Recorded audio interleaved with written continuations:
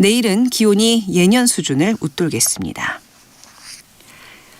KBS 제1라디오 4시 경제뉴스를 마칩니다. 지금까지 아나운서 최원정이었습니다. KBS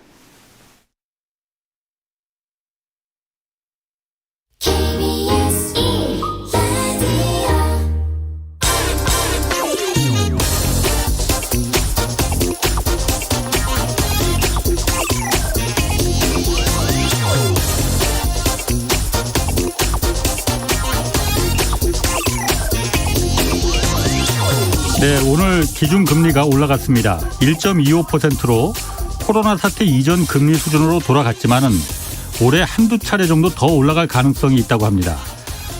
미국은 당장 3월부터 4차례 연속 금리를 올릴 것이다. 이런 전망이 나오고 있는가 하면 일부 경제학자들은 지금 미국의 인플레 심각성을 봐서는 이 4차례로 부족하다. 이런 얘기까지 나오고 있습니다. 미국의 금리가 한국보다 높아지면 한국에 있던 자금들이 금리가 높은 미국으로 빠져나갈 우려가 있기 때문에 한국도 현재 예상치보다 금리를 더 올려야 할 그런 경우도 생길 수 있습니다. 코로나 사태 이후 대부분 국가는 정부 부채가 늘었지만 유독 우리나라만 이 민간 가계부채가 폭증했습니다. 가계에 빚이 많다는 건 금리 인상에 더 취약한 구조라는 얘기입니다. 이자 갚느라고 소비를 줄일 테니 물건이 안 팔리고 그러면 기업들의 투자가 위축되고 또 그렇게 되면 고용이 줄어들고 결국 전체 경기가 죽게 됩니다. 이런 경우 늘 약자 계층이 더 큰 피해를 떠안았습니다. 국가는 지금부터라도 약자 계층을 최우선순위에 두는 정책을 마련해야 합니다. 그게 국가가 할 일이고 우리가 세금을 내는 이유입니다. 네, 경제와 정의를 다잡는 홍반장, 저는 KBS 기자 홍사원입니다. 홍사원의 경제쇼 출발하겠습니다. 유튜브 오늘도 함께 갑시다.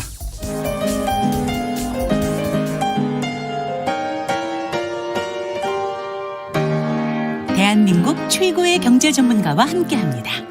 믿을 만한 정보만 쉽고 정확하게 전해드립니다. 홍사원의 경제쇼. 네, 세계 최대 규모의 가전 IT 전시회죠. CES 2022가 막을 내렸습니다. 미래 인류의 생활이 어떻게 바뀔지 미리 볼 수 있었다는데 오늘 이 CES 2022 정리하는 시간 좀 가져보겠습니다. 하이투자증권 고태봉 센터장 그리고 정원석 연구위원 두 분 나오셨습니다. 두 분 안녕하세요. 네, 안녕하세요. 네, 안녕하세요. 정원석 위원님은 제가 처음 뵙네요, 오늘. 네, 지금 하이투자증권에서 IT 디스플레이 쪽하고 2차 전지 주로 섹터 맡고 있습니다. 그래요? 네. 탤런트 하셔도 될 것 같은데. 굉장히 잘생겼습니다. 오징어 게임인가요? 고 센터장님께서 약간 좀 떨어지시네. 자, 오늘 CES 2022 이게 CES가 원래 라스베가스에서 열리는 최대 가전 예, 맞습니다. IT 쇼죠. 예, 예. 근데 요즘은 가전 IT뿐만이 아니고 그 전기차 모빌리티 이쪽도 많이 한다고 해요. 예, 맞습니다. 이번에 트렌드 좀 한번 좀 전체적으로 한번 좀 간단하게 좀 얘기해 주시죠. CES의 C자가 이제 카라는 얘기가 나온 게 얼마 안 됐던 것 같은데 예. 이번에는 사실 CES가 더 커졌습니다. 그래서 저희가 제목을 네. 뭐 새로운 공간을 확장이라고 잡을 정도로 예. 새로운 것들이 많이 나왔는데요. 예. 첫 번째 어떤 트렌드는 스페이스 테크, 즉 예. 우주로 간다는 겁니다. 그래서 뭐 저희는 이제 물리적 공간에서 예. 2차원적인 부분이 자동차 땅바닥에 딱 붙어서 다니죠. 예. 근데 어느 때부터인가 이제 어번 에어모빌리티라고 3차원 공간에 모터와 배터리를 가지고 하늘 나는 UAM이 나오는가 하면 네. 급기야는 이번에 예. 우주까지 또 섭렵하는 CES가 됐습니다. 그래서 우주까지. 스페이스 테크놀로지는 아무래도 이제 미국 정부가 재정이 조금 어려워진 다음부터 예. 나사에다가 아낌없이 재정을 풀기가 어렵기 때문에 그렇죠. 민간 기업들한테 이제 커머셜라이즈 상용화 네네. 프로그램들을 작동하기 시작해요. 예. 때마침 또 억만장자들이 우주의 꿈을 키우다가 딱 매칭이 된 거죠. 정부 생각과 민간 기업이. 그래서 뭐 가서 광물 채취도 하고 그다음에 뭐 GPS라든지 네. 저기도 위성으로 통신도 하고 그래서 이런 예. 쪽이 일단 열렸던 부분이 하나였고요. 또 하나는 지금까지는 리얼 월드 현실 세계에서 뭐 이제 이 많은 부분들이 나왔다면요. 예. 이번에 이제 가상 공간을 저희가 이제 이 메타버스라는 표현으로 많이 이제 치환해서 사용하죠. 그래서 예. 용어가 통일된 것 같습니다. 예. 뭐 그래서 가상 공간에 대한 얘기들이 참 많이 나왔습니다. 그 부분이 있었고요. 예. 그다음에 뭐 탑 트렌드 투 아치라서 꼭 봐라라고 CTA라고 이제 CS를 주관하는 모임에서 아예 딱 예. 봐야 될 것들을 정해주는 게 있는데요. 거기서 나온 게 이제 트랜스포테이션. 그래서 아까 말씀하신 모빌리티는 이동, 예. 주로 사람의 이동을 표현을 하고요. 예. 로지스틱스, 그러니까 물류까지 예. 포함한 개념이 이제 트랜스포테이션이 되고요. 예.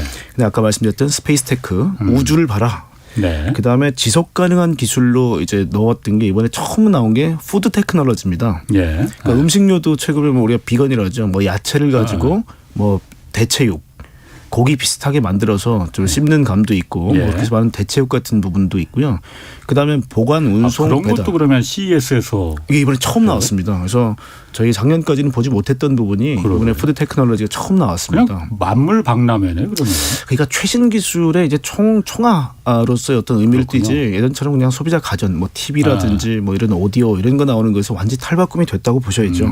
그리고 또 마지막이 디지털 헬스인데요. 예. 이번에는 이제 에봇이라는 이제 이 원격 의료를 하는 회사가 예. 키노트를 할 정도로 이 디지털 헬스에서 관심이 좀 많았습니다. 예. 그래서 이 부분은 의료의 수요는 많은데 이번에 팬데믹이 터지면서 공급이 부족하다. 예. 그리고 뭐 전문의 분들이 사실 좀 이 영역은 또 어떻게 보면 못 건드리게 하시는 부분이 있기 때문에 의료의 민주화라는 얘기를 많이 해요. 그래서 의료 수요는 많은데 공급이 부족하니 예. 원격 의료 체제를 좀 풀어달라. 뭐 예. 이런 이런 얘기를 좀 하는. 그래서 이 네 가지를 이번에 CT가 좀 봐야 된다라고 얘기를 했습니다. 그렇군요.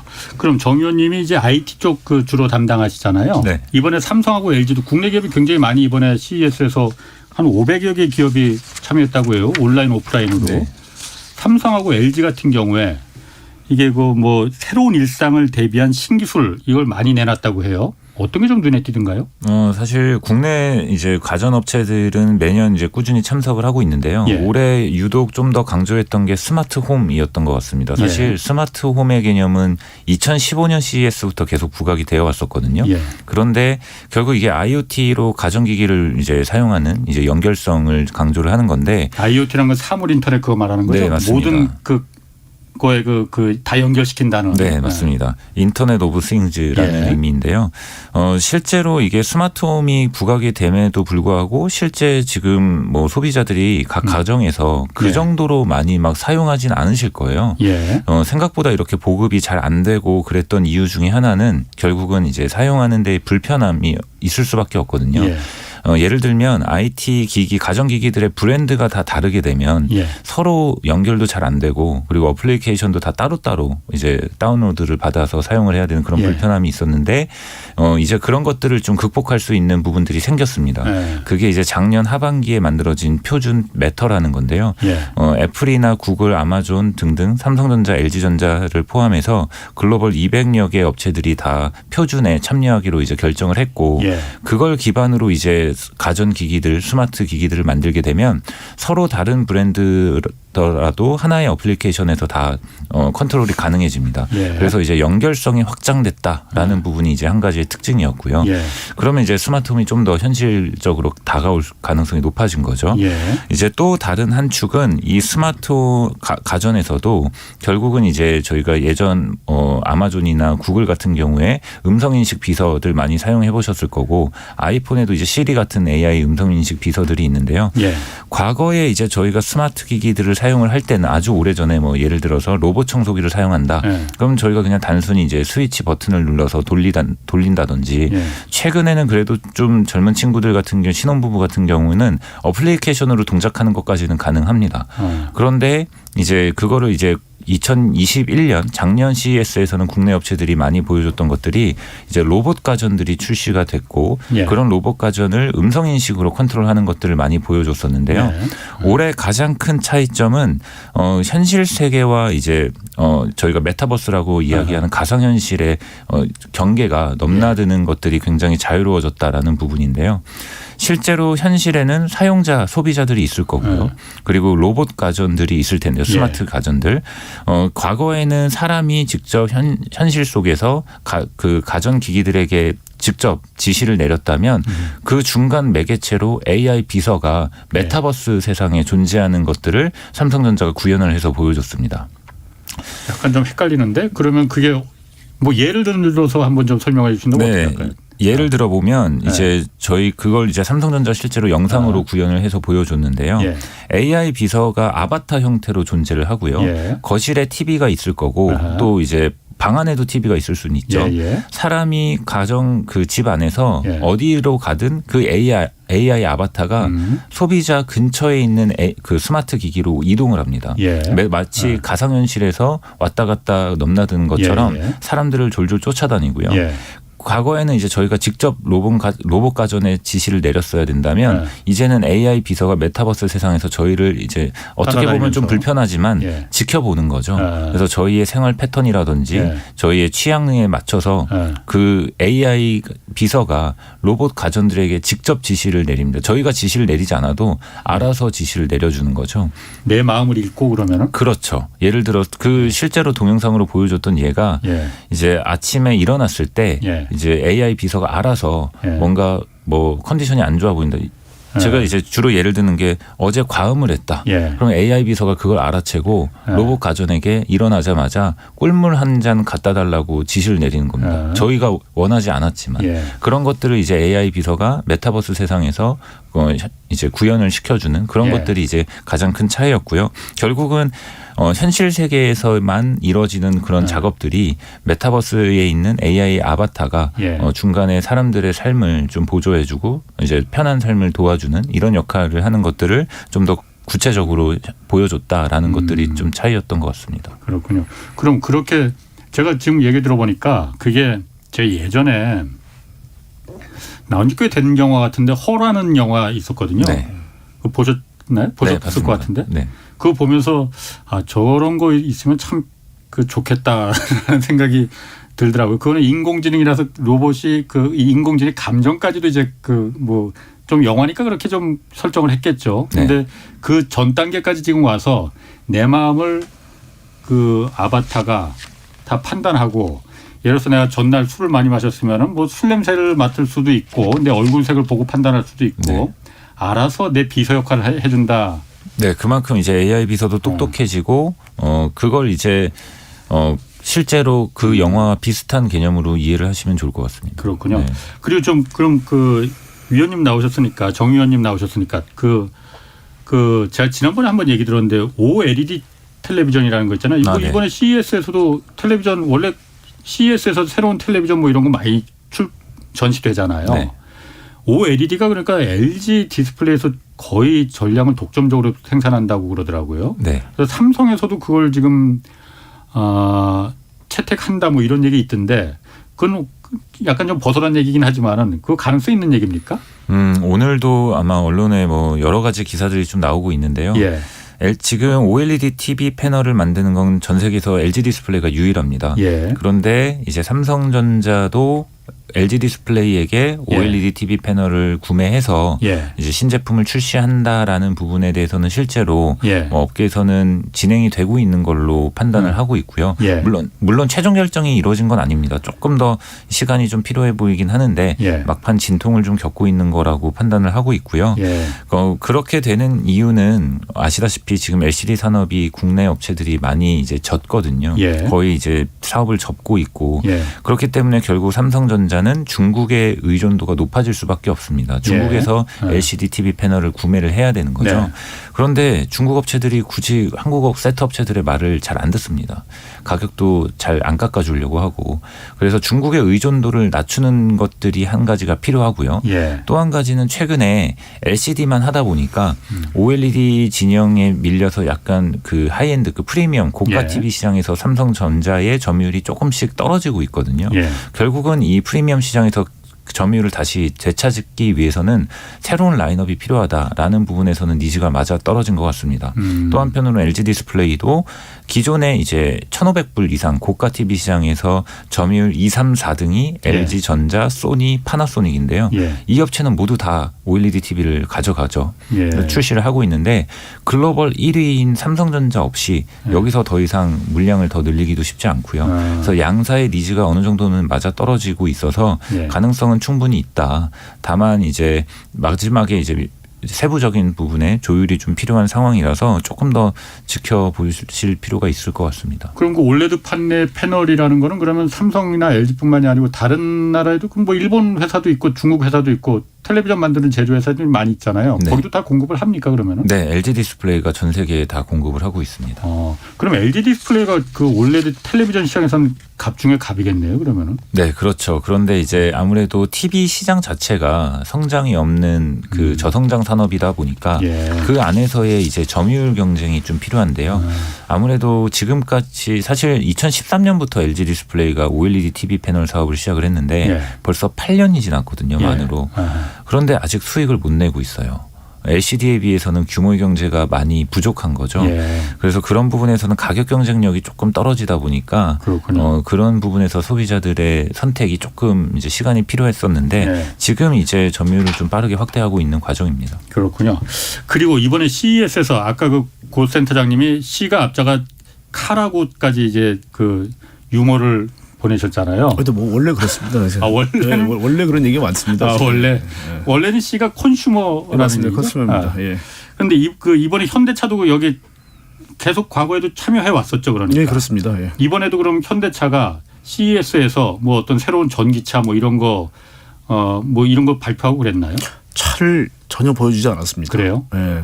현대차가 오히려 차 보여주지 않고 그럼 뭘 보여줘 그러면? 로봇을 보여줬습니다. 로봇을 보여줬는데 이제 MOT라는 개념을 내놨어요. 예. 이제 Mobility of Things라고 해서 모든 사물을 다 이동시켜 줄게라는 이제 의미인데 쉽게 말하면 이제 P&D라는 모듈을 가져왔어요. Plug and Drive인데 예. 꽂기만 하면 이동할 수 있도록 만든 겁니다. 예. 굉장히 제가 봐도 정교하게 잘 만들었어요. 예. 아마 의왕에 있는 현대 로보틱스 랩에서 만든 이제 제품인 것 같은데요. 예. 그러니까 어떤 사물도 다 이동시켜주겠다는 겁니다. 그래서 이번에 저희가 좀 이제 그 메타버스하고 현실 세계를 이제 넘나드는 이런 예. 기술들이 많이 나왔다고 말씀을 드렸는데 실제로 현대자동차가 내놨던 큰 개념 두 개가 일단 메타 모빌리티하고 메타 팩토리의 개념입니다. 모든 게 다 메타버스로 지금 수렴하는군요. 그래서 이제 아까 정원석 연구원이 얘기했듯이 네. 메타버스 안에 있는 이제 아바타가 사실 이 가상 공간에 있는 주체가 현실 세계의 로봇을 컨트롤한다는 건 굉장히 중요한 변화입니다. 예. 왜냐하면 알렉사라든지 음성 비서들은 그냥 그 안에서만 맴돌았지 않습니까? 예, 예. 그래서 온라인으로 예를 들면 뭐 배달의 민족에 주문을 해줘라든지 아니면 어떤 뭐 이커머스에다가 뭐 물건을 사줘 이런 것들은 다 온라인 세계에서 왔다 갔다 할 수 있죠. 예.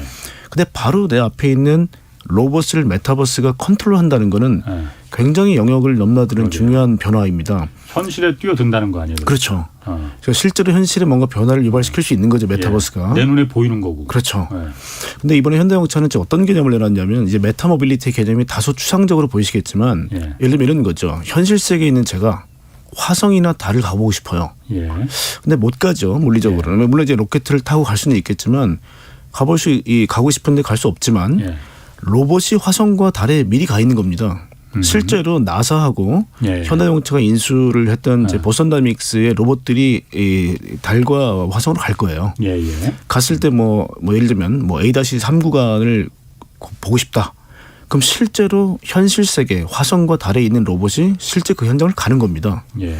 근데 현실 세계에 있는 로봇과 현실 세계에 있는 사용자가 만나는 공간이 메타버스가 되는 거예요. 예. 그래서 실제로 로봇이 움직이고 있지만 우리는 메타버스 공간에 만날 수 있는 거죠.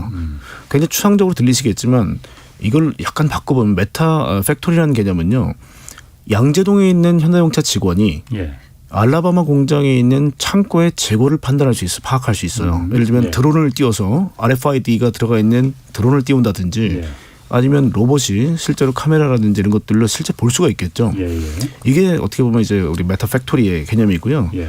특히 싱가포르에 지금 스마트 팩토리를 만들고 있습니다. 현대자동차가. 예. 여기는 현대자동차가 구현하고 싶은 이 메타 모빌리티나 메타 팩토리의 모든 기술들을 총망라시키겠다는 겁니다. 그래서 아마 1, 2년 후에는 저희가 실제로 볼 수 있게 될 것 같아요. 그래서 이 부분이 조금 이제 다른 표현이라면 디지털 트윈, 즉 가상 세계와 현실 세계를 똑같이 모사해서 예. 그렇게 보겠다는 거죠. 그러면 가상 공간에서 예를 들면 공장에 전기를 킨다든지 뭐 아니면 문제가 발생했을 때 해결하는 것들을 예. 디지털 트윈으로 해볼 수 있고요. 자동차를 만약에 신 모델이 이제 들어간다, 런칭한다, 그러면 실제 시뮬레이션 상에서 문제가 없는지 다 돌려볼 수 있는 겁니다. 그래서 처음부터 어떤 이제 만에 하나의 어떤 문제점들을 이 메타버스 공간 내에서 다 판단을 하고요. 예. 왜냐하면 물리적인 부분을 다 똑같이 만들어요. 예를 들면 전력이 얼마가 공급되고 예. 이렇게 됐을 때 에너지가 얼마나 들어가고 이런 것들이 전부 다 계산이 되기 때문에 예. 실제로 한번 다 메타버스 공간 내에서 확인하고 나서 현실 세계를 돌리겠다는 거죠. 예. 그래서 이런 것들을 이번에 구현하겠다고 발표를 했고요. 마이크로소프트하고 뭐 유니티라는 회사하고 손을 잡았습니다. 그래서 이건 뭐 단순히 추상적 개념이 아니라 굉장히 구체적 개념으로 발표를 했다라는 거고요. 그래서 현대자동차가 자동차를 안 내놓고 이제 로봇을 내놨던 게 지난번에 제가 말씀을 드렸지만 자동차 50%, 그다음에 이제 어번 에어모빌리티, 즉 3차원 공간의 UAM 30%, 예. 로보틱스 20%가 현대자동차 사업의 어떤 구체적 그림입니다. 예. 그래서 그 중에 이제 재작년 같은 경우는 이제 어번 에어모빌리티 즉 UAM을 내놨고요. 예. 이번에는 로봇을 내놨기 때문에 예. 매년 번갈아가면서 현대자동차 신기술을 소개하고 있는 거죠. 그런데 그 완성도가 예. 다른 업체가 내놨던 것보다 굉장히 이번에 디테일했어요. 예. 그래서 현대자동차가 정말 변했다라는 생각이 들었던 이유가 예를 들면 이런 겁니다. 이번에 나왔던 컨셉 중에 하나가 PBV, Purpose Built Vehicle이라고 해서 목적 기반형 이제 비클이 나오는데요. 예. 이게 마더십 즉 모선입니다. 예. 네, 엄마가 되는 이제 차가 있고요. 여기에 각종 아까 이제 모든 걸 다 이동시켜 준다는 말씀을 드렸죠. 로지스틱스 모듈이 탁 붙어요. 붙어서 요 로지스틱스 랩이 나중에 예를 들면 쭉 모선이 가서 예. 우리 아파트 단지 입구까지 옵니다. 여기가 이제 퍼스트 마일이죠. 예. 즉 풀필먼트 센터 창고서부터 우리 집 앞까지 다 오는데 예. 들어오기 힘들어요, 차가. 예. 그러면 거기서 로지스틱스 모듈이 따로 딱 떨어져 나와서 쭉 옵니다. 그래서 우리 경비실까지 와요. 예. 근데 경비실에는 가장 큰 관문이 있죠. 계단. 그래서 이 모듈이 쭉 열리면서 제일 밑단에서 스팟 미니 4족 보행 로봇이 딱 튀어나와서 예. 우리 집 앞까지 갖고 와야 될 물건을 매니플레이터 즉 이 로봇 팔로 그리퍼 집게로 딱 짚고 계단을 걸어 올라와서 엘리베이터 타고 내려놓고 예. 다시 내려가서 도킹하고 예. 쭉 가서 다시 모선을 타는. 예. 사실은 지금까지 많은 업체들이 이런 라스마일 딜리버리의 개념을 설명했지만 이렇게 구체적이고 그다음에 4족 보행과 휠타임 로봇이 함께 섞여 있는 개념은 처음입니다. 예. 그래서 굉장히 이제 외신에서도 현대자동차가 내놨던 것들이 굉장히 좀 이번엔 서프라이즈였습니다. 그래서 현대자동차가 굉장히 디테일하게 내놨다. 그래서 보선 다이믹스는 이미 로봇계에서 세계 최고의 회사이기 그렇죠. 때문에 예. 사실 그 누구도 현대자동차를 무시할 수 없는 상황이 됐고요. 또 현대자동차 스스로 오랫동안 준비해왔던 로보틱스 랩에 있는 그 구상품들을 이번에 많이 내놨어요. 예. 그래서 이런 개념들이 이번에 하여튼 현대자동차가 굉장히 좀 잘했다라고 좀 칭찬을 해주고 싶은 대목입니다. 그 보스턴 다이내믹스라는 회사가 미국에서 로봇 그러니까 그 걸어다니는 로봇 뭐 아주 여러 가지 희한한 로봇들 많이 만드는 회사잖아요. 그렇죠. 벤처 회사잖아요.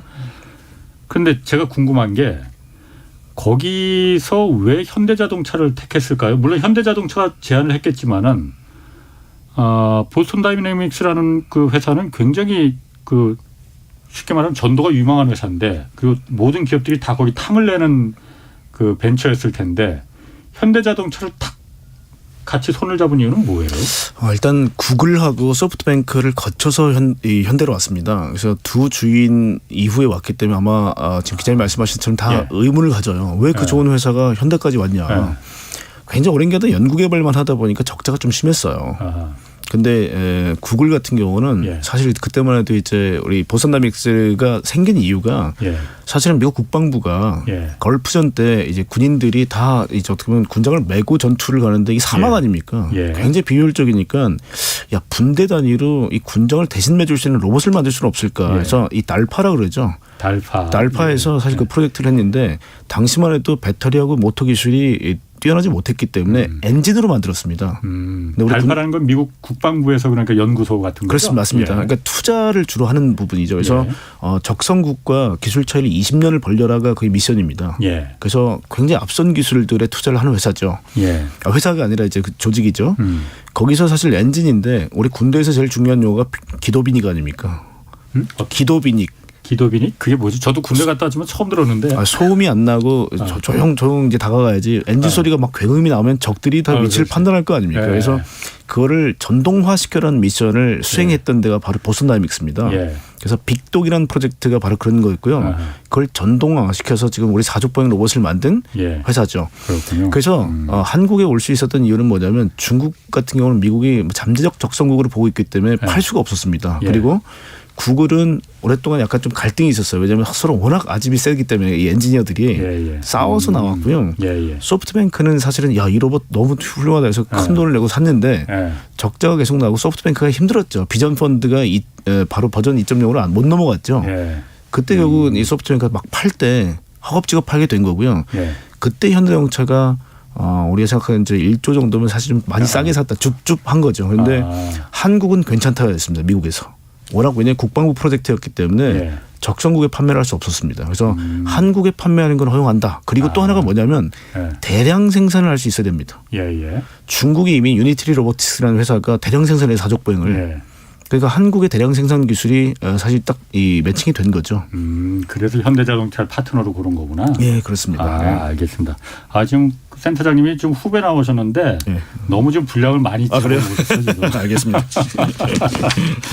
자, 그 제가 이번에 저도 기사를 좀 봤거든요. 근데 CES에서 그 옛날 그 넘사벽이었던 소니가 일본의 소니가 자동차를 이번에 내놨더라고요. 그리고 자동차가 디자인이 보니까 정말 사고 싶게 아주 멋있게 나왔더라고요. 소니가 전기차를 만들었어요. 그러니까 디자인으로 겉으로 봐서는 아주 그럴듯하던데 이거 어떻게 평가하십니까? 왜 소니가 전기차를 만들었을까? 일단 제가 먼저 그 부분에 대해서 말씀드리면 소니가 작년 CES 때 처음으로 차를 가지고 나와서 전시를 보여줬었거든요. 작년에도 만들었었어요? 만들었다기보다는 일단 공개는 했습니다. 차의 컨셉을. 그런데 작년까지는 자기네들이 직접 차를 하겠다라는 건 아니었고요. 거기에 안에 들어가는 인포테인먼트 그리고 여러 가지 자율주행 관련된 부품들 이런 것들을 이제 자기네들이 할 수 있다라는 거였죠. 플랫폼으로요. 아시다시피 소니는 시모스 이미지 센서의 1위 업체입니다. 시모스라는 건 하여튼 사람 눈을 대시하는 그 전자눈. 맞습니다. 카메라 저희가 일반적으로 사용하는 핸드폰 카메라에 전부 다 들어가게 되고요. 저희 방송용 카메라에도 ENG 카메라라고 하죠. 그 전부 다 소니예요. 거의. 맞습니다. 그래서 그만큼 카메라 기술이 뛰어나고요. 그러면 이제 자율주행에 보는 눈을 틔울 수가 있고 또 소니하면 스피커나 헤드폰 이런 것들도 잘하고 있잖아요. 그런 음향 관련된 인포테인먼트도 충분히 이제 갖출 수 있기 때문에 여러 가지 전장에 대해서 이제 작년에 선을 보였던 건데요. 올해 이제 다시 한번 차를 끌고 나왔는데 그런 부분에서는 이제 조금 더 구체화되는 모습들을 보여주는 것 같아요. 그래서 그 부분은 이제 고대건 센터장님이 추가적으로 좀 더 말씀을 드릴 수 있을 것 같습니다. 말씀하시죠. 지금 자동차를 접근하는 방식이 IT 기반의 회사가 있고요. 그다음에 전통 자동차 이제 레거시 자동차 업체가 있고요. 이번에 소니가 이번 봄에 소니 모빌리티라는 회사를 런칭시켜요. 그러니까 사실 아까 얘기했던 것처럼 미리 컨셉카가 나왔었는데 이번에 이제 비전 S2라는 차가 나왔고요. 근데 그 SUV 형태였습니다. 지금 얘기했던 전장이라든지 스피커라든지 인포테인먼트가 다양하게 배치가 돼 있는데요. 이 소니 같은 방식을 우리가 ODM 주문자 개발 방식이라고 보통 얘기를 합니다. 즉 자동차에 이제 뭐 자동차 굴러가고 뭐 수거하는 이제 뭐 조향, 제동, 완충, 이제 구동 이 네 가지 속성을 가진 거를 마그나로부터 아마 사다 쓸 것 같아요. 마그나 자동차 부품. 그렇죠. 그래서 LG하고도 이제 조인해서 LG 마그나라는 회사가 앞으로 차를 만들어 드릴게요라는 비즈니스를 시작했습니다. 그래서 아마 마그나가 생산할 것 같고요. 대신에 바디에 즉 사람이 타는 공간이 바디죠. 바디에는 소니가 지금 또 얘기했듯이 굉장히 강점이 많습니다. 그래서 그거를 두 개를 합쳐서 차를 내놓겠다고 얘기를 한 거죠. 이 ODM 방식으로 앞으로 차가 나올 때가 참 많습니다. 애플도 그렇게 만들겠다는 거거든요. 그래서 차를 만들어줄 업체를 계속 더듬고 다녔던 거죠. 그래서 자동차라는 이제 판매에는 딱 제한돼 있는데 플레이어가 다양한 방식으로 이제 들어오고 있죠. 아마 뭐 리비안, 루시드, 뭐 테슬라 할 것 없이 이런 업체들도 사실 우리가 못 봤던 회사들이잖아요, 기존에. 그렇죠. 그래서 그러니까 제한되어 있는 시장에 굉장히 많은 참여자들이 뛰어들고 있다라는 부분에서 소니가 이번에 그 ODM 즉 주문자 개발 방식에서 또 하나의 출사표를 던졌다고 보시면 될 것 같아요. 가능성이 있습니까? 그러니까 소니가 사실 예전 소니지 지금이야 사실 소니가 뭐 거의 없잖아요. 방송국에서 방송국 그 카메라만 그 뭐 거의 독점하다시피 하고 있지. 플레이스테이션은 또 있다. 그 게임기 그 정도지. 자기가 잘하는 분야 아니고 지금 자동차를 만드는데 갑자기 뛰어들어서 이 가능성이 있을까 그 의문이 좀 들거든요. 그래서 ODM 방식이 되는 겁니다. 그러니까 밑에 자동차의 전반적으로 예를 들면 조향이라든지 완충이라든지 이런 것들이 우리가 뭐 멀미가 나거나 아니면 차가 뭐 이제 승차감이 좋다 이런 것들은 대부분 다 샤시에서 결정되거든요. 이거는 오랫동안 전문적으로 했던 업체한테 사다 쓰고 위에 바디 공간은 이제 나중에 자율주행이 된다 그러면 운전자나 아니면 탑승객들이 어떤 재밌는 게 있을까. 예. 근데 이번에 나왔던 게 시트 스피커예요. 예. 딱 시트에 옆에 앉으면 예. 여기서 360도 서라운드로 음악이 들리는 예. 환상적인 공간을 제공하겠다는 거거든요. 예. 그리고 소니가 아시겠지만 뭐 영화라든지 엔터테인먼트 쪽에서 굉장히 강점이 있는 회사 아닙니까? 예. 오히려 말씀하신 것처럼 소니가 다른 쪽의 기득권이 많이 죽었기 때문에 예. 자기가 잘하는 쪽으로 자동차에 어떻게 자동차라는 숙주에 딱 붙은 거죠. 잘하는 걸로. 예. 그래서 어떻게 보면 살기 위한 어떤 그런 게 아닌가 싶습니다. 추가적으로 하나만 더 말씀을 드려보면 아마 예전 내연기관이었으면 절대 못하죠. 당연히 그렇죠. 네, 그런데 지금 이제 전기차로 가니까요. 네. 그만큼 부품 수가 워낙 많이 줄었고요. 결국은 이제 핵심 부품인 배터리와 예. 모터만 구매를 한다면 예. 뭐 플랫폼 자체를 가져올 수도 있지만 그만큼 이제 부품이 간소화됐기 때문에 아예 불가능하다라고 잘라서 보기는 좀 어렵고 충분히 구현은 가능한데 이제 앞으로 어떻게 전개될지는 조금 더 지켜봐야 될 것 같습니다. 아니 그러니까 제가 제가 소니 걱정할 거는 아니지만은 자동차라는 게 원래 본연의 임무라는 게 있는데 본연의 임무라는 건 사람 태우고 가는 거잖아요. 굴러다니는 거잖아요. 이거에 사람들이 더 가장 첫 번째 사고 싶다는 그 목적을 갖는 거지. 거기 무슨 스피커가 잘 들리고 뭐 이런 거로 사지는 않잖아요. 근데 말씀하신 대로 모터 사고 배터리 사고 메인을 다른 데다가 하고 여기 부가적인 것만 우리가 소니가 잘 만들어서 이게 팔리겠느냐. 그리고 그걸 갖다 소니가 그럼 이걸 갖다가 그 주력으로 하는지 모르겠지만은 간다면은 가능성이 있을까? 그 의문이 제가 좀 들어서 그래서 좀 드는 얘기 질문드린 거거든요. 그러니까 자율주행이 된다면 차를 뭐 때문에 고를까라는 생각하고 같은 얘기입니다. 그래서 예. 뭐 아직까지는 자율주행이 조금 소원하기 때문에 예. 뭐 소니가 어떻게 될지는 좀 지켜봐야 될 것 그렇죠. 같고 사실은 소니 회장이 우리 앞으로 소니 모빌리티 런칭합니다 했을 때 뭐 와 하고 우리 같은 박수가 나왔어야 되는데 예. 정적이 흘렀어요. 그러니까 걱정하는 분들이 되게 많았던 거죠. 왜냐하면 토요타도 잘 못하고 있는데 최근에 그렇지. 변화를 예. 소니가 할 수 있겠어라는 아마 의구심도 좀 있지 않았나 싶어요. 그렇죠. 예. 아니 그러면 소니도 한다는데 삼성이나 LG는 그 전기차 LG는 아까 LG 마그나 통해서 좀 지금 기웃기웃하는 것 같아요. 네. 삼성이나 LG는 그 전기차 안 한답니까? 일단 저희가 봤을 때는 직접 자동차 시장에 뛰어들 가능성은 아직은 그렇게 높게 보지는 않습니다. 소니도 하는데? 네, 결국은 이게 그 고객사들하고의 연결 관계가 좀 있는데요. 예. 아무래도 LG는 마그나와 이제 JV를 해서 예. 지금 이제 ODM 방식으로 자동차 시장에 이제 뛰어들고 있는데 예. 만약에 LG가 자체 브랜드를 달고 예. 직접 자동차를 만들 경우에 예. 고객사들과의 경쟁 관계가 구축이 되기 때문에 그런 부분에서는 좀 고민이 될 겁니다.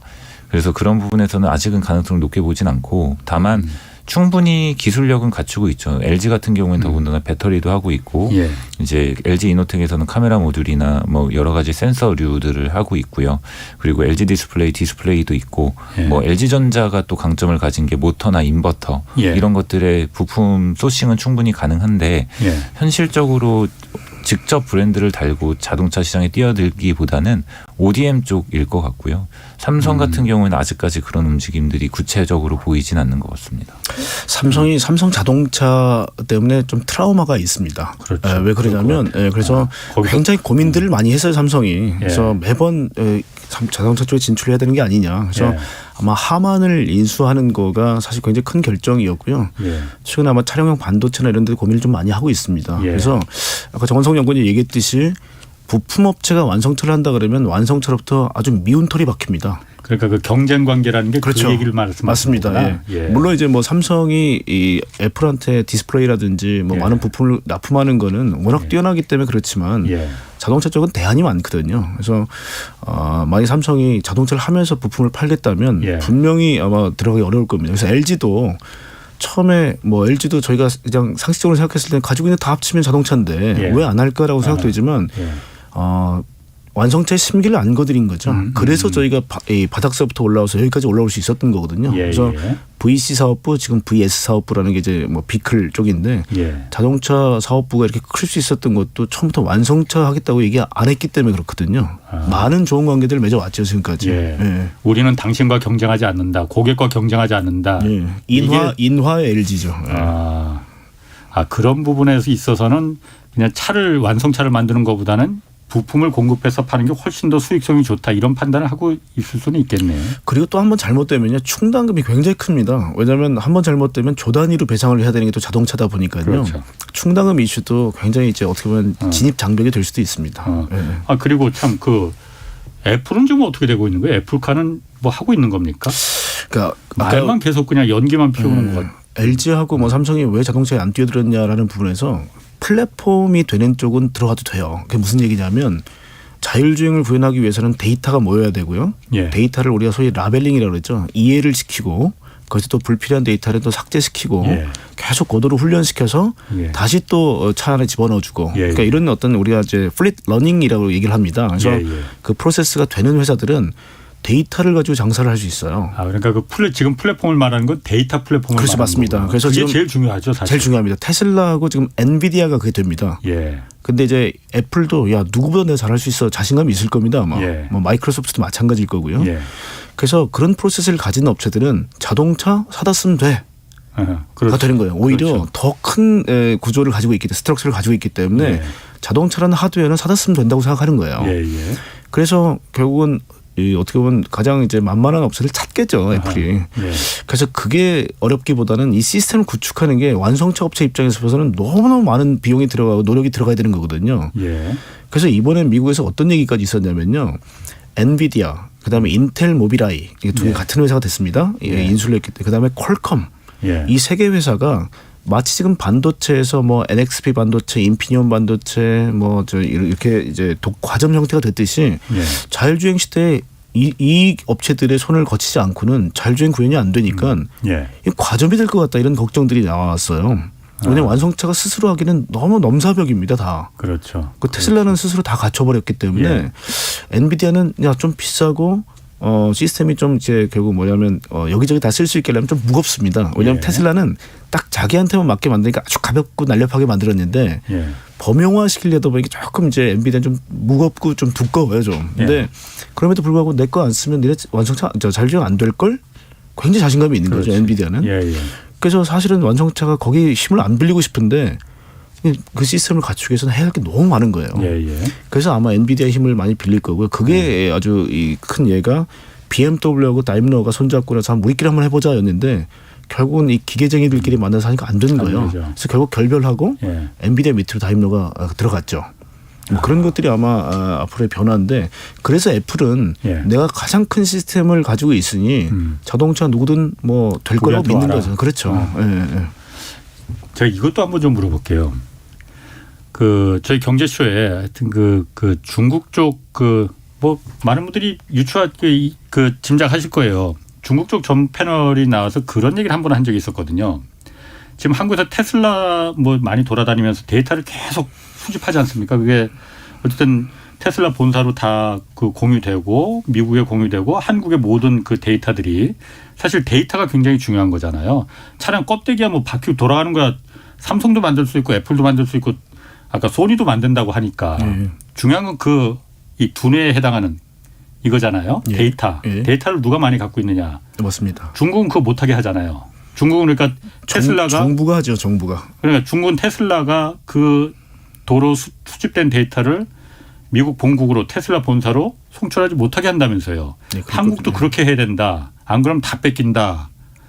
그 부분 두 분 견해는 어떻습니까? 저는 사실 판단을 잘 못하겠더라고요. 일단 걱정이 되는 부분은 사실입니다. 왜 그러냐면 지금 이제 한국도 뭐 월 3,000대 이상 판매가 되다 보니까 뭐 1년에 이제는 뭐 3만 대, 4만 대 정도 판매가 될 겁니다. 왜냐하면 지금 공급이 부족한 상황이기 때문에 한국에 원활한 공급을 못 하고 있는 상황입니다. 예. 근데 이번에 테슬라 AI 데이 때 어떤 얘기를 했냐면 전 세계 40개국의 동일한 시스템으로 데이터를 모으고 있다라고 발표를 했어요. 예. 근데 그중에 한국은 반드시 포함이 되죠. 그렇겠죠.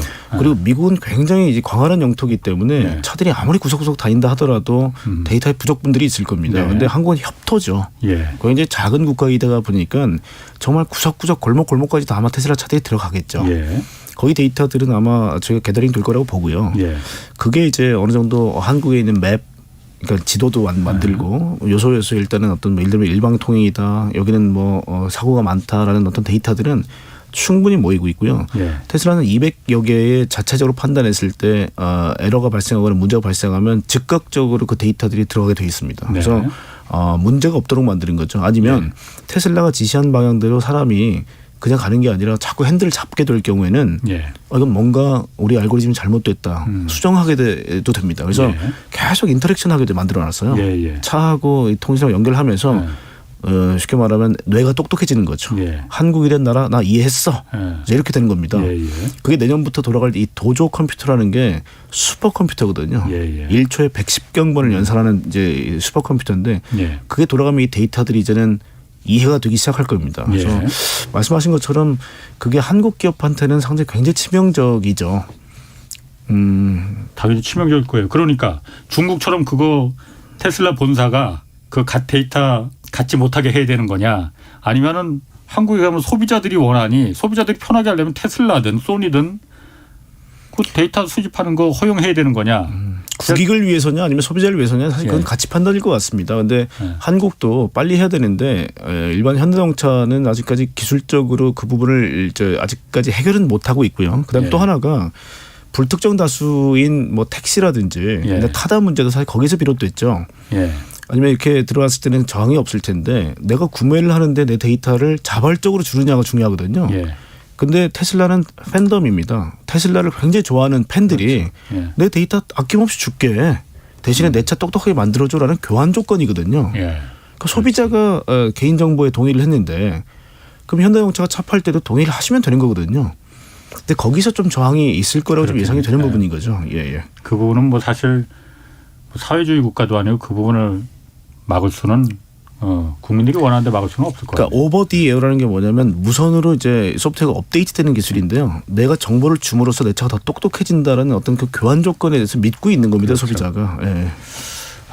제가 그런 얘기 들으면은 현대자동차든 뭐 그 다임러든 뭐 BMW든 뭐 도요타든 저 테슬라를 넘을 수 있겠어? 그 생각이 자꾸 들더라고요. 그래서 어떤 분들을 만나봐도 테슬라가 넘사벽은 맞습니다. 그래서 일단 빨리 따라가야죠. 그리고 이번에 그 CES에서 뭐 요즘 IT 업계 가장 화두가 메타버스였고 또 메타버스하고 꼭 따라다니는 게 NFT잖아요. 그러니까 대체 불가능 토큰. 뭐 요즘 이거 젊은이들이 그렇게 또 NFT에 관심이 많더라고요. 여기 뭐 한다는 사람들도 많고.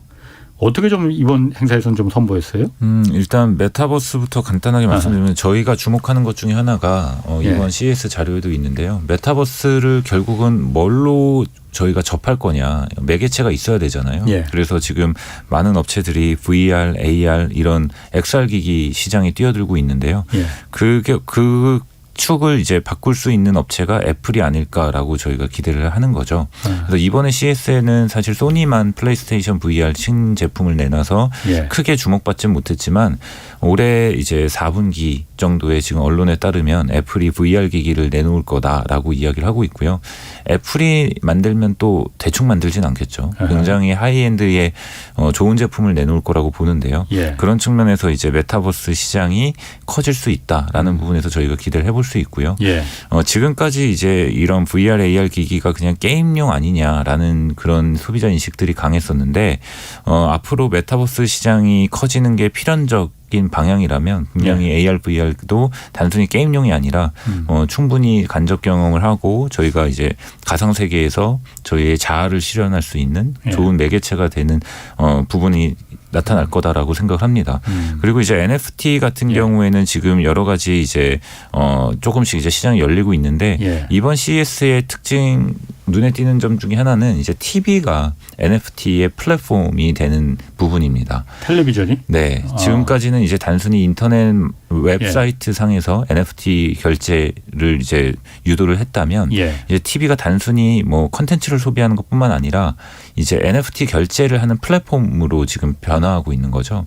그래서 삼성전자는 이미 NFT 결제가 가능한 TV 플랫폼으로 CES 최고 혁신상을 받기도 했고요. LG전자도 지금 제품을 준비 중입니다. 그냥 인터넷 컴퓨터로나 아니면 스마트폰으로 하면 되지 왜 굳이 텔레비전으로? 플랫폼 이제 그런 방법은 여러 가지가 있으면 뭐 충분히 소비자들이 많이 접할 수 있는 거니까요. 예를 들면 이제 지금까지 TV 같은 경우에 삼성전자, LG전자가 탑 업체이고 프리미엄 TV 시장을 주도하다 보니까 마케팅 측면에서 이제 그림 같은 것들을 전시회에 활용하는 그런 예. 것들을 많이 선보였었는데 예를 들면 이제 실제로 그림 같은 거나 여러 예. 가지 콘텐츠에 이제 구매할 수 있는 버튼이 TV 안에 달려 있는 거죠. 예. 소프트웨어상으로. 그래서 거기에서 이제 바로 구매를 하게 되면 그러한 뭐 디지털 아트라든지 예. 뭐 작품이라든지 사진 이런 것들을 실제로 NFT 구매가 가능해지는 거고요. 그런 것들을 이제 뭐 TV를 안 볼 때 단순히 검은 화면으로 그냥 꺼놓는 게 아니라 예. 거기에 그림을 띄워놓는다거나 그런 예. 액자로도 활용할 수 있게 그런 여러 가지 이제 시도를 하는 거죠. 그렇군요. 저희가 보기에는 가상 공간에서 경제 활동이 영위될 수 있느냐가 사실 메타버스의 성공 여부입니다. 그렇죠. 그래서 NFT는 어떻게 보면 맞아요. 이제 예. 부동산으로 따지게 되면 등기부등본에 해당되거든요. 그래서 NFT 자체가 중요한 게 아니고요. 그렇죠. 예. 결국은 이 작품의 소유주가 누구냐. 예. 예를 들면 홍 기자님 이제 이 연필 딱 꽂고 계신 사진이 야, 이 사진 내가 딱 50장만 발행한다. 예. 그러면 그 50장 중에 50분의 1을 이제 결국 구매하신 분은 예. 처음에는 이제 뭐 별로 이제 예술적 감각이 없다 그러면 뭐 예를 들어 50원이다. 예. 50원에 올렸는데 딱 샀는데 50분의 1이에요. 예. 마치 판화 같습니다. 예. 50장밖에 없는 사진이기 때문에 예. 50분의 1은 50원에 딱 사자마자 5,000원에 내놓을 수도 있어요. 근데 홍 기자님을 아주 좋아하는 팬이 예. 5,000원 내가 사야지 하고 바이 나우라는 딱 뜨는 거예요. 그래서 예. 50원에 사신 분이 TV에다가 홍 기자님 사진이 디지털 아트로 딱 뜨는 거죠. 예. 근데 바이 나우라는 스위치가 딱 떠요. 예. 그럼 뿅 누르는 순간 결제가 되는 겁니다. 그러면 제 텔레비전에 마치 기자님의 브로마이드 사진처럼 예. 늘 볼 수 있게 되는 거죠. 그러니까 TV가 이렇게 되는 거죠. 전시, 보관, 매매. 예. 가 가능한 역할들이 요즘 배절 우리가 테두리가 없이 마치 액자처럼 이제는 TV가 나오지 않습니까? 예. 예. 그래서 그렇게 요즘은 사실 이제 NFT가 들어가는 아트가 대부분 다 컬렉터, 수집가들이 되게 열광해요. 지금은 더 많은 아직까지 컨텐츠가 없기 때문에 이 디지털 아트에 대한 예, 예. 수집이 의미가 있거든요. 예, 예. 그래서 그렇게 이번에 제품이 나왔기 때문에 상당히 혁신성을 받을 만했다고 봅니다. 저희는. 그래서 그 텔레비전이 그 플랫폼을 한다는 게 홍사원을 예를 들으니까 딱 오시죠. 들어오네. 예.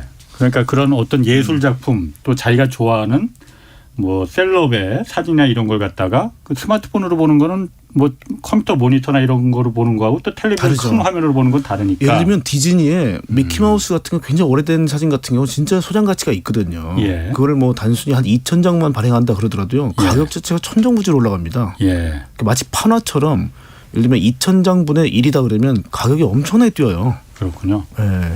그리고 또 뭐 이번에 그러면 그 다른 뭐 또 고센터 사장님이 보시기에 뭐 눈에 띄는 혁신 기술이나 새로운 뭐 이거는 좀 주목할 만하다 이런 건 없었어요? 다른 거? 뭐 이번에 뭐 말씀드렸지만 디지털 헬스 같은 것도 에봇 같은 경우는 아까 말씀드렸지만 의료의 민주화를 얘기를 했죠. 예. 왜냐하면 이번에 사실은 팬데믹이 그 코로나가 딱 터지면서 많은 사람들이 의료에 대한 혜택을 갈구하고 있는데 예. 사실 병상도 한정이 돼 있고 병원도 한정돼 있다 보니까 의료에 대한 수요는 폭발하는데 공급이 못 따라줬기 때문에 이 원격 의료 시스템의 이 규제를 좀 풀어달라 이런 예. 얘기가 많았죠. 그래서 에봇 같은 회사는 예. 사실은 뭐 혈당계라든지 예. 우리 웨어러블 기기라고 보통 얘기를 합니다. 예. 이게 가지고 다닐 수 있는 헬스 기구들을 예. 판매하거나 이런 것들로 이번에 전 얘기를 했는데 사실 저도 이 부분이 굉장히 앞으로 잘 되지 않겠나라는 좀 생각도 많이 들었고요. 예. 한국 업체들이 뭐 우리가 유레카 파크라 그래가지고 사실 스타트업들만 쫙 모여 있는 데가 있는데요. 예. 이번에 한 800개 정도 전 세계 업체가 모여 있는데 그중에 290개가 한국 업체였어요.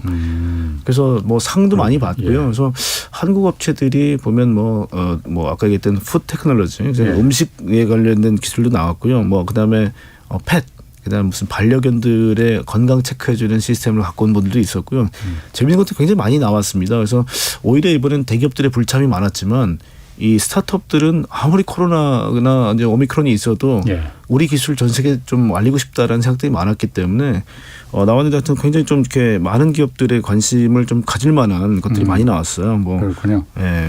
그러면 그 마지막으로 그 정 의원님이 앞으로 이제 이번에 CES 좀 계기로 해서 한국 기업이 좀 살아남기 위해서 미래에 필요로 하는 게 좀 어떤 게 그 좀 느끼신 거 간단하게 좀 정리 좀 해 주시죠. 일단은 뭐 지금 CES에서 보여주는 거는 사실상 이제 중장기 그림 발전 기술의 발전 방향을 보여주는 건데요. 예. 사실 몇 년 전부터 그 그림은 충분히 보여줬다라고 생각을 합니다. 결국은 이걸 현실화시키기 위해서는 예.